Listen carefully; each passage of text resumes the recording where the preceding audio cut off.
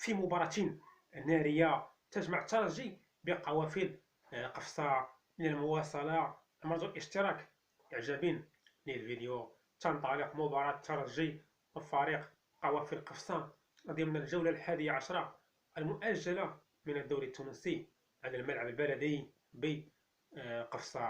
هذه المباراة يمكنكم تتابعوها عبر قناة الوطنية التونسية الأولى، بالإضافة إلى مواقع التواصل الاجتماعي.